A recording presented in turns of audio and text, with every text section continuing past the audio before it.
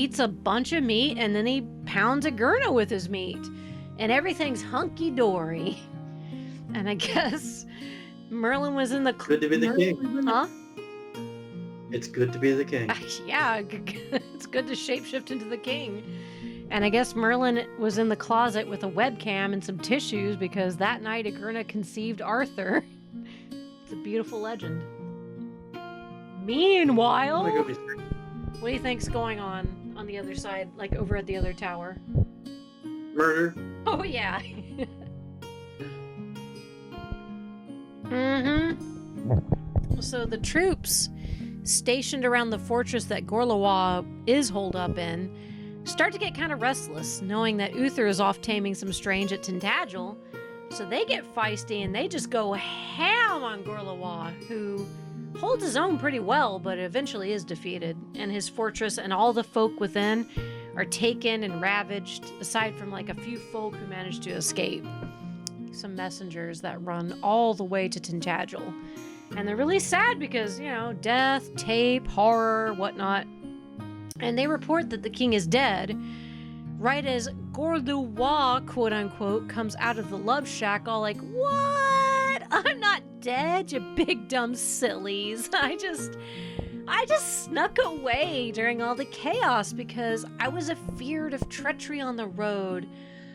Gosh, though, I'm awful sad about the needless loss of life. Oh, that is a damn shame. A damn shame. Well, honey, I'm off to the salt mines." So he macks with the 𝗃𝗃𝗃 one more time in front of everyone. And then he and the tape brigade, I guess, Merlin and Uther, or not Uther, Ulfin, yeah. They ride off into the morning light to go see the remains of Gorlois.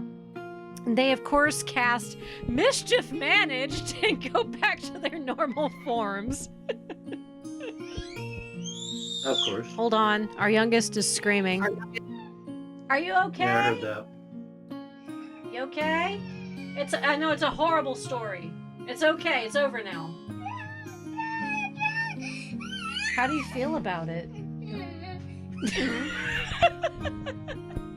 That's the proper response to this story. Do you know what he just did? Cried and ran away. Yes.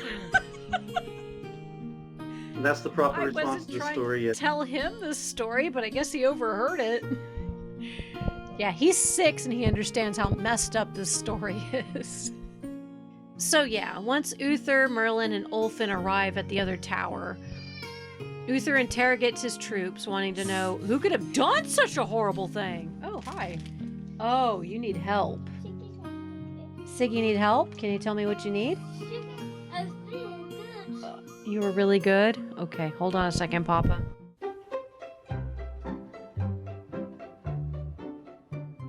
Well, everything's still recording. Okay. Alright, Papa, so, do you think this is a good stopping point? We've been kind of recording for a while. I was kind of wanting to hear your summary of what's happened since the last summary you gave. Oh boy. Let's see. Aurelius. The starting point's Aurelius.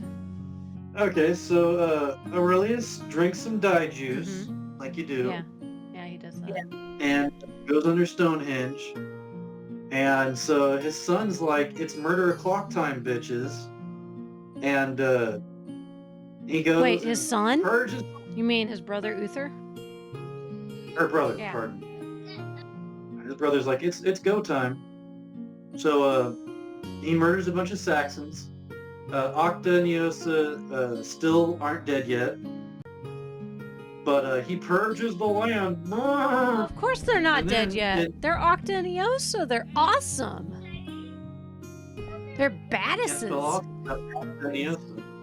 But yeah, so then Uther purges the land of Saxons. During that, he's like, dang, thanks for the help, bro, but your wife, is she single? Your wife, is she Wife. single? Not to be single, dog. And Gorlois like, I'm going to go now. And Uther's like, all right, you do you, man. You do you. Thanks again, by the way.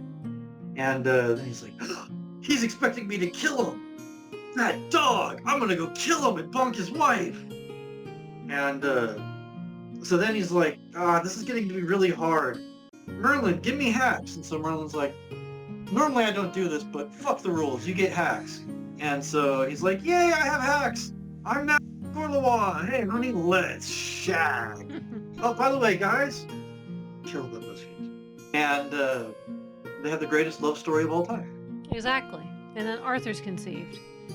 And that's it for Merlin. We never hear from him again. He's just gone. That's Right. it. No more Let's see. Merlin. And I think that's a good stopping point for now because we're going to begin part 2 of Roman de Brut with Arthur's version of history, which we all remember the story about how Arthur, conquers all of Europe and Iceland and France and Hey, first you alone. yeah, Like he wasn't barely conceived. He's got Excalibur in hand. basically. So yeah, were you not entertained? Was that not a great historical narrative? With history like that, I weep for the human race. With history like that, who needs reality? Amen. Well, thank you for joining me for that. And that's going to do it Yeah. for part 1 of Roman de Brut. And next time I feel like getting this messed up, I'll do part 2. Probably after I do keto. I like to torture myself. I'm gonna go eat our children. Yay! Yay! Bye, Bee! Bye, Binya.